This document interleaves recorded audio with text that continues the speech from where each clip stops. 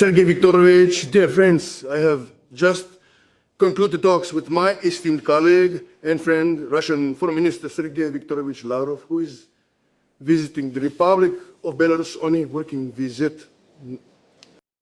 Some exchange of notes between the foreign ministers of Belarus and Russia has truly become a good tradition, clearly demonstrating the highest level of foreign policy coordination and the overall profound allied nature of our bilateral relations.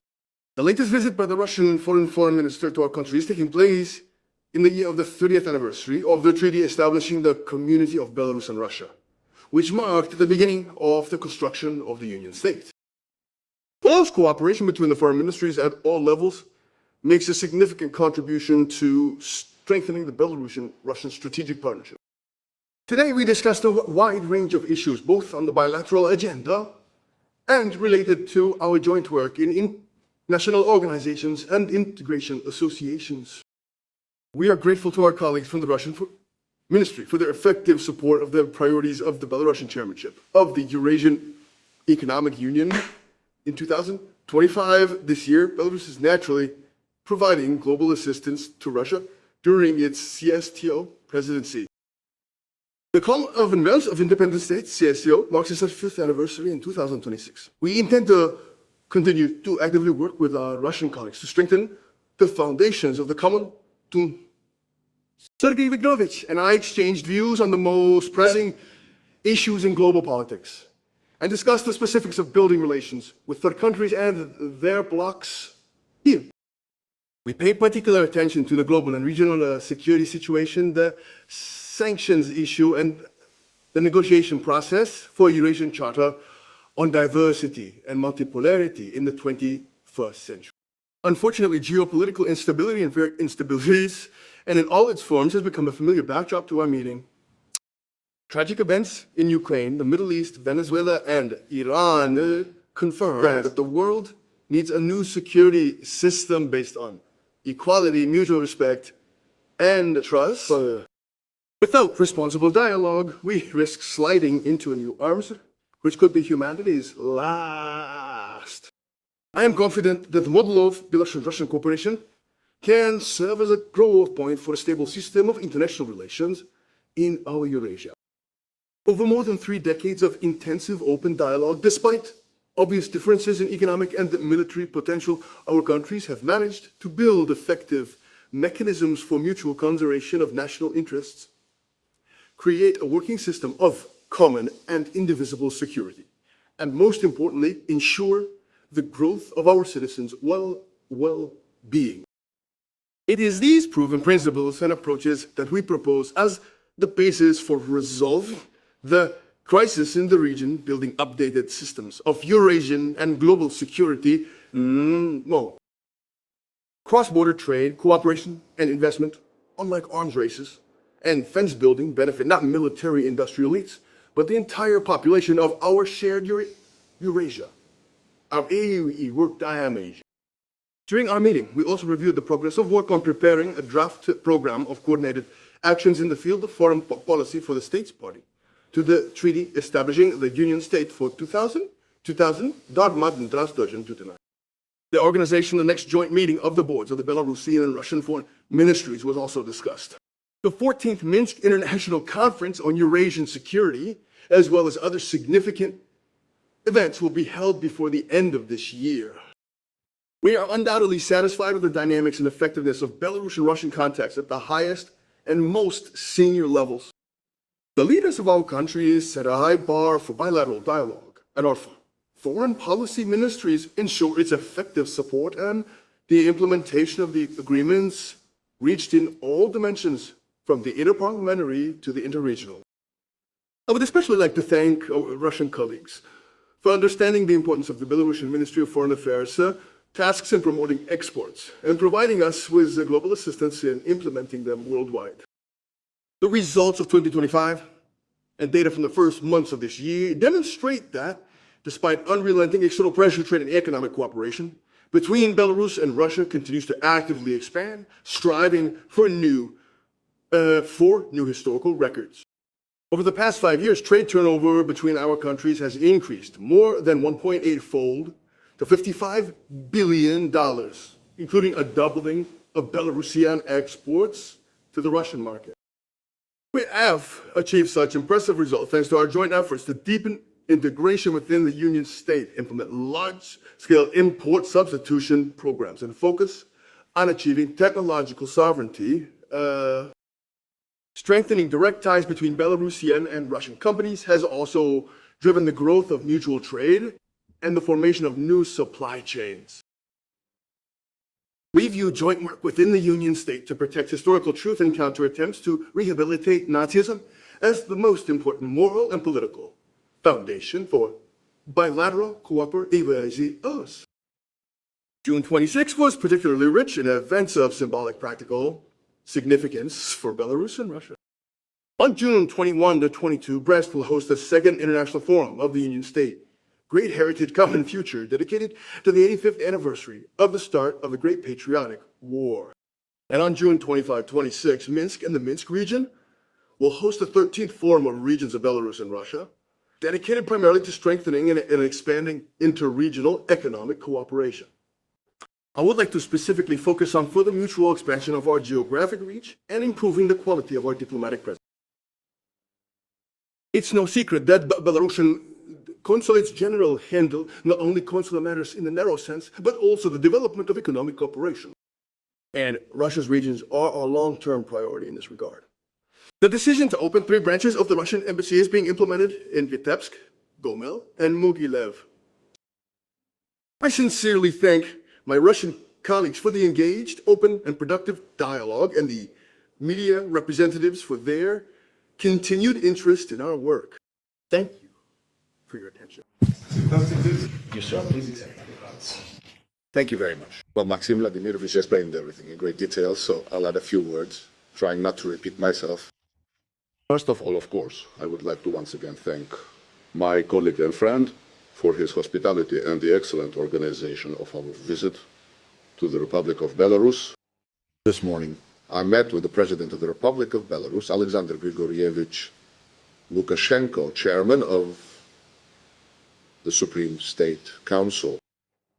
We commended the level of Russian-Belarusian foreign policy coordination and exchanged views on key issues the West is creating, not only around the Ukrainian settlement, hindering it with every sincere effort, but also by escalating tensions in other parts of Europe. We share a common position.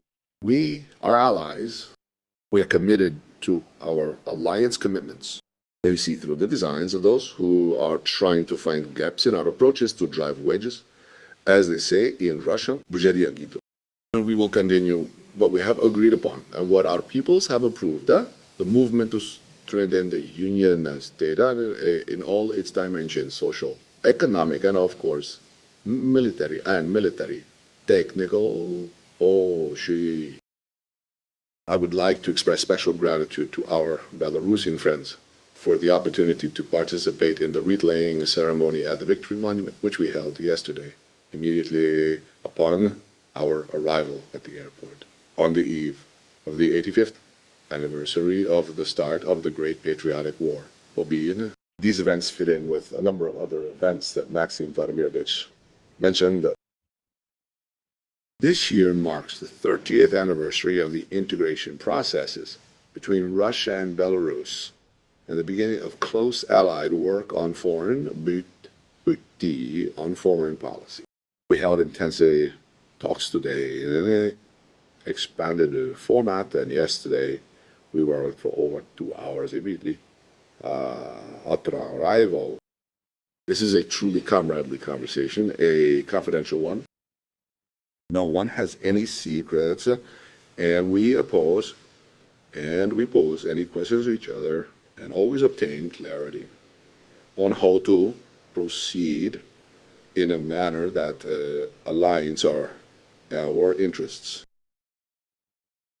We paid special attention to foreign policy support for integration processes within the Union State and strengthening the position of our Union State on the international stage.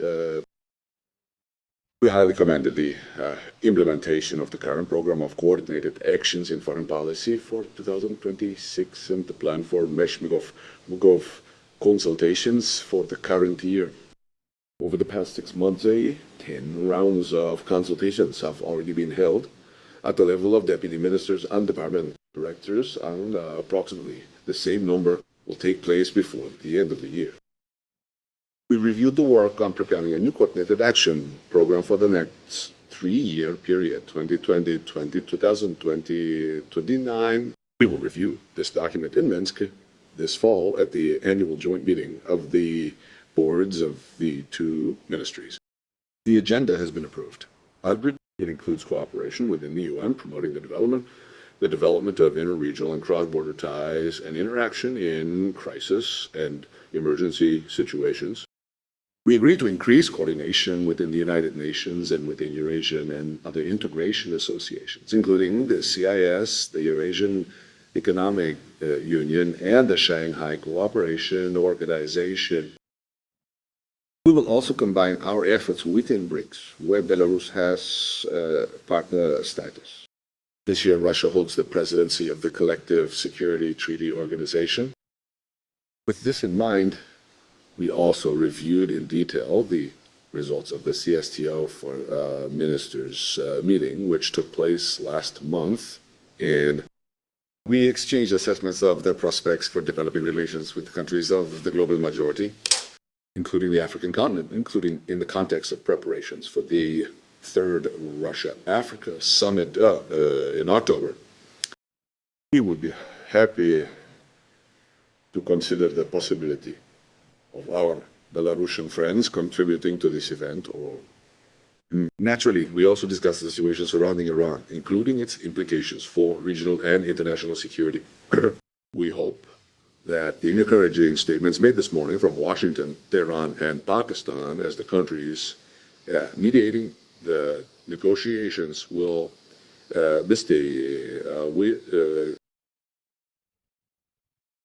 materialize. We reviewed the progress of various joint initiatives, including countering the sanctions and legal aggression of the collective West.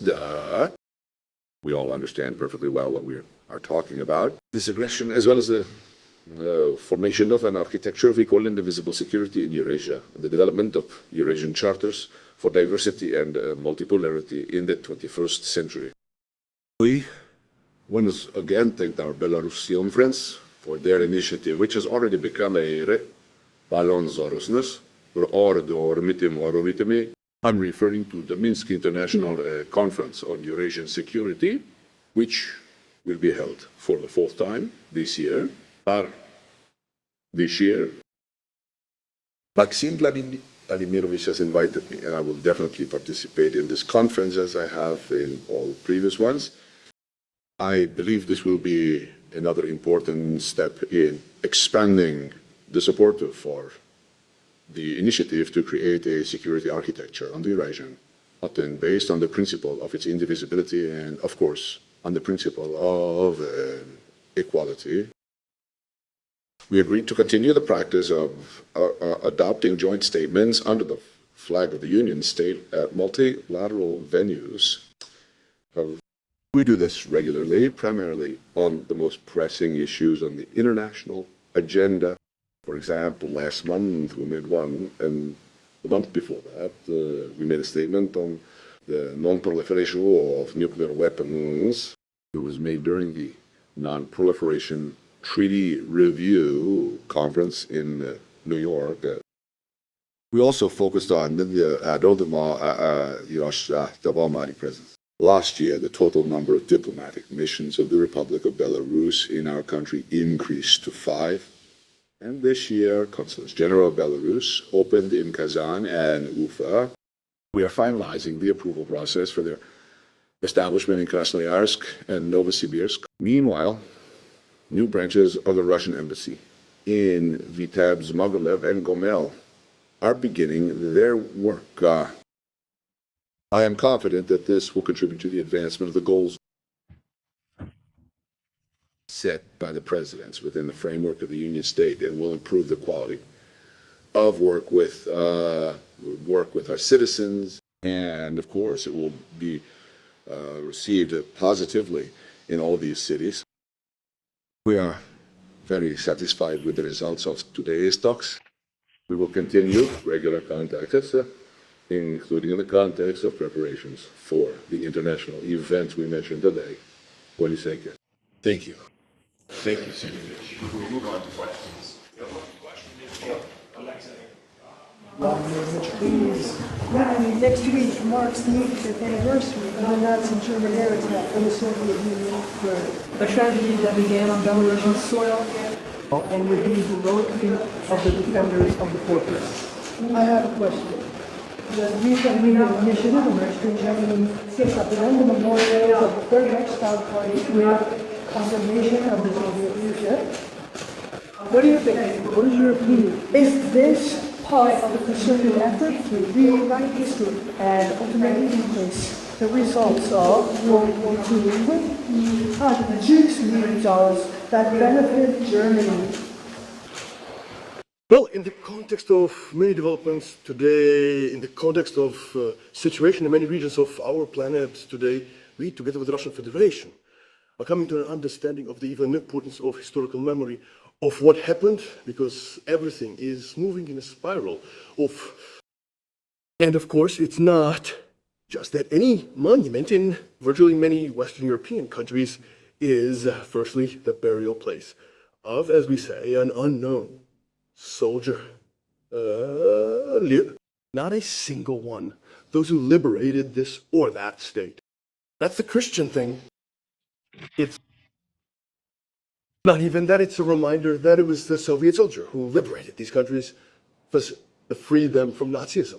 But when we talk about Soviet soldiers, we include Belarusians, Russians, Tajiks, Kyrgyz, Kazakhs, Azerbaijanis, and so on. Everyone who served in the Soviet army.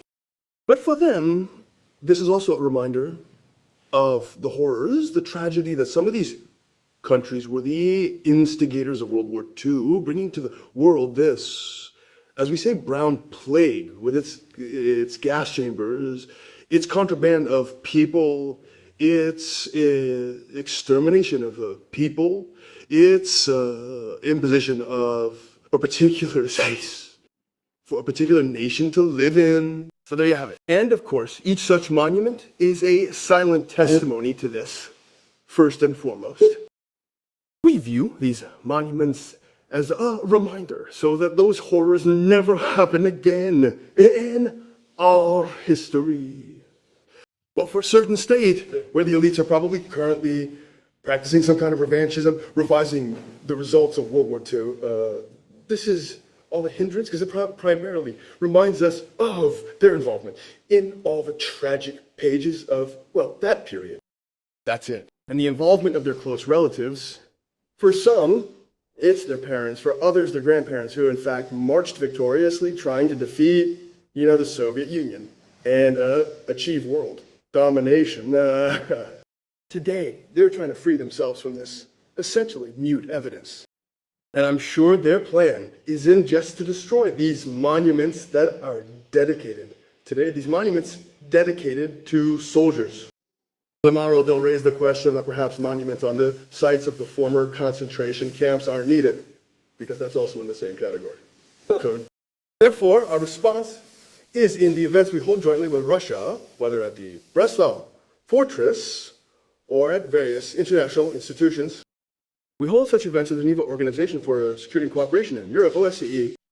We hold various conferences and joint seminars of our scholars so that memory lives on. And at least at the international level, this spark of remembrance remains present. Well, that's my answer. I might add, if you don't mind, that I completely agree with what Vladimir said. This is truly a critical issue, which today extends far beyond the borders of any particular European country. This is an attempt not only to erase the memory of those heroes, of those who won that terrible war, but also to rewrite history and reverse the winners and losers, losers. This is what caught my attention. In general, many statements by the German leadership are so perplexing. They even lead to the conviction that they must be dealt with more harshly. German Chancellor Herr Merz recently stated that accepting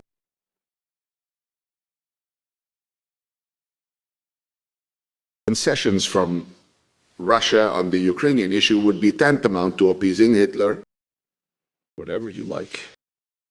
In other words, everything is upside down, and they continue their military projects with the Ukrainians.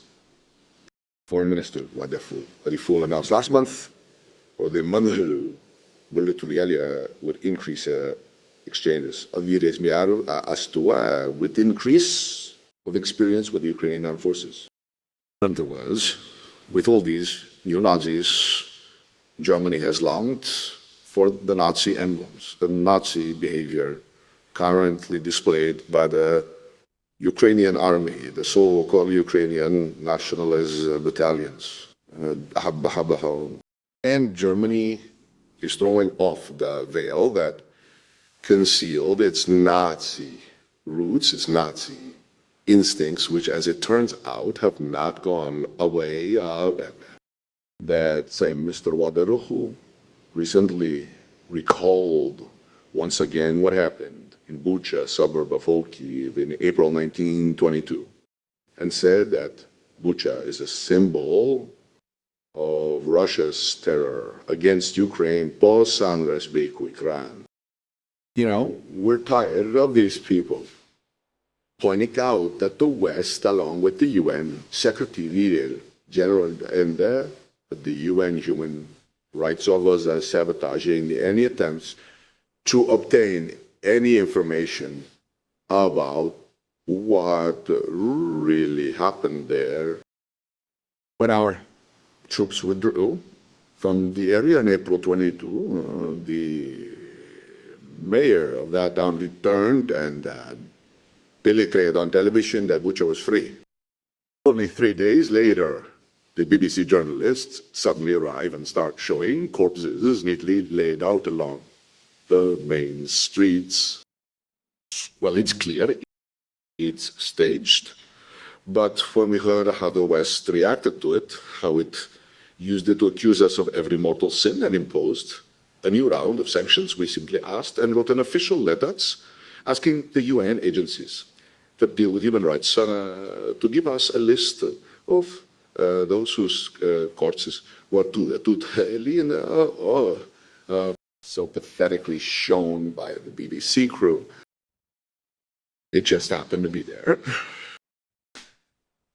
And for 5 years now, we haven't been able to obtain any information.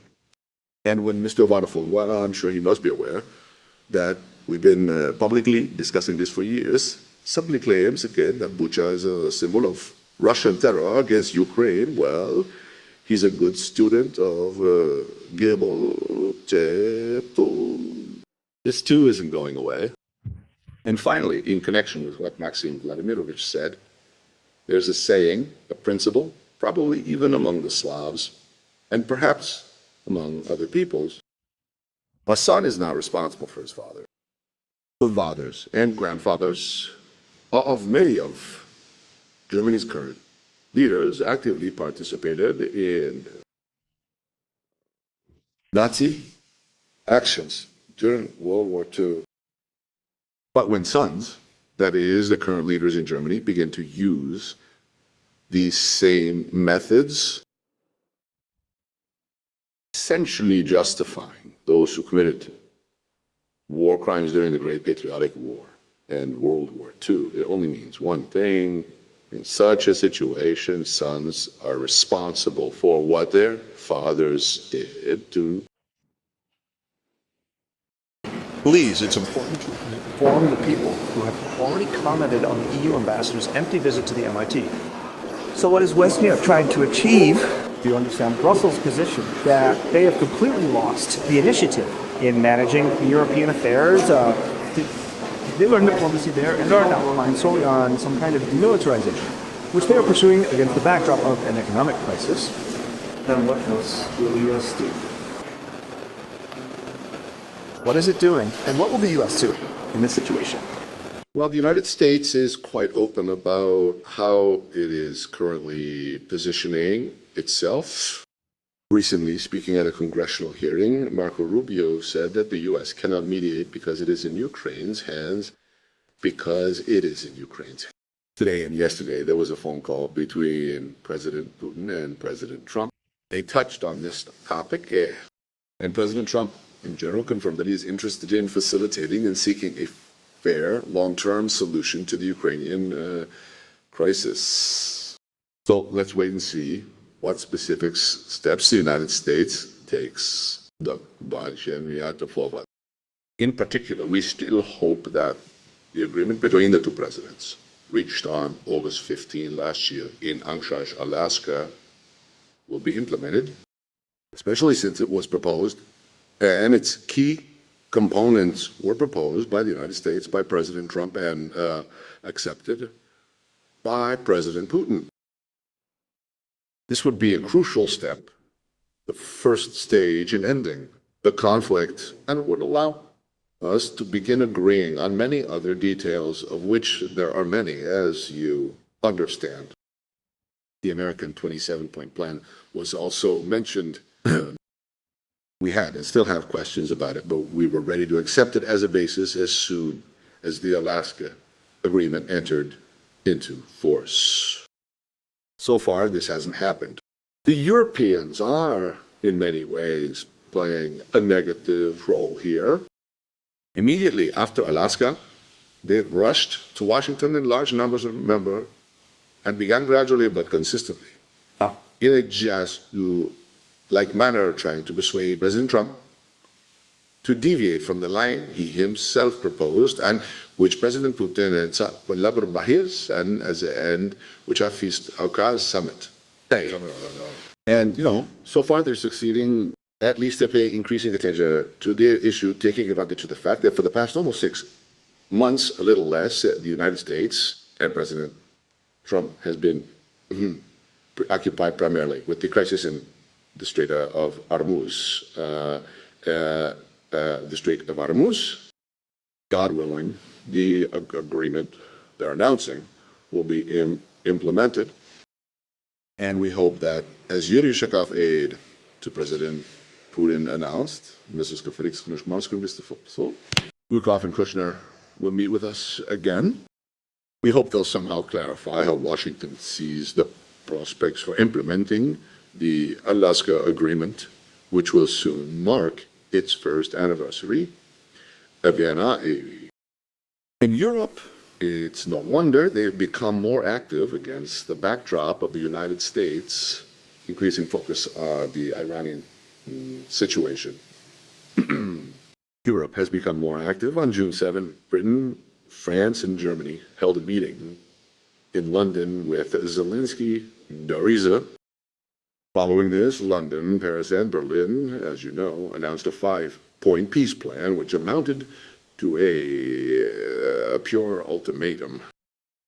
And then 3 ambassadors requested a meeting with the Ministry of Foreign Affairs. My deputy, Mikhail Galuzin, also received these, heads of diplomatic missions who said nothing new compared to what was stated in that ultimatum-laden London statement. They said something vague like, we support Ukraine, but we are not part of the war against Russia. Words. Nothing more. I sincerely hope that the United States, which, has put forward many useful initiatives under President Trump, will not lose sight of the Ukrainian issue and will not be left to the Europeans to continue their completely unrealistic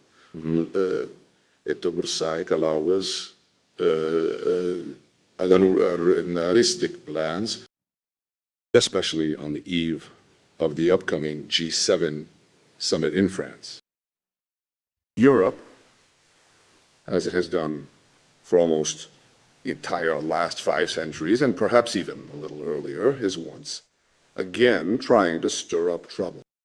Europe started all the world's wars. Europe started them even before the First World War. Napoleon also put virtually all European states under arms. Europe constantly intrigued against the Russian Federation during that time. And, there's a lot to remember, including how the British Crown and the British government treated the family of Nicholas II. We know this, so we're used to it. Yes, there were some hopes, and the president has spoken about this more than once, hopes that when ideological barriers and ideological differences disappeared and collapsed, a new cooperation and partnership could emerge. A new bloc war could emerge. But then it turned out that in the 1990s, we were seen as partners, on a leash, west-ish.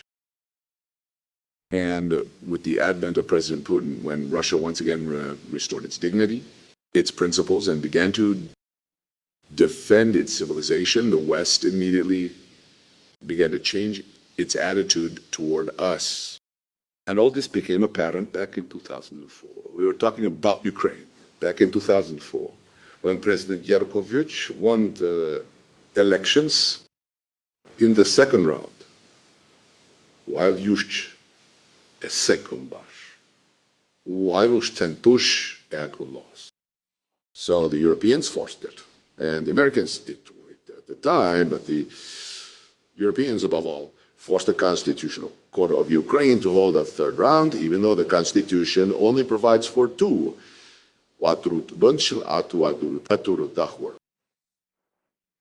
They held a third round, and Yushchenko won. Everything had been done to ensure that. And for the vote, public demands are heard from Europe, including members of the government, particularly Belgium. The Ukrainian people must make the right choice between Europe and Russia. What does that mean? It means I fear/war. These are already confrontational approaches.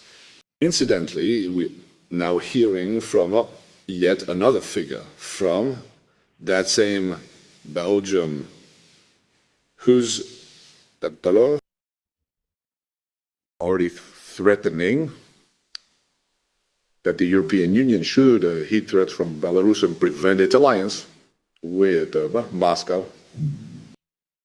Well, these guys, that's how they study history. That's why our truth, we understand. And it's clear, I think, to all those who are observing the situation impartially, we are fighting for people's rights, for human rights, as enshrined in Article 1 of the UN Charter, which states the need to respect the rights of all people, regardless of race, gender, language, or religion. Both language and religion are currently banned by law in Ukraine, banned long ago in 2016, but in order to benefit Europeans. Well, they passed a law and probably not even to please Europeans, but to cement Europeans unconditional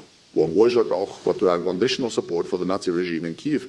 They recently passed, and Zelensky signed a law stating that the Charter, the European Charter for National Minorities, and by the way, the Council of Europe does not apply to the Russian Federation.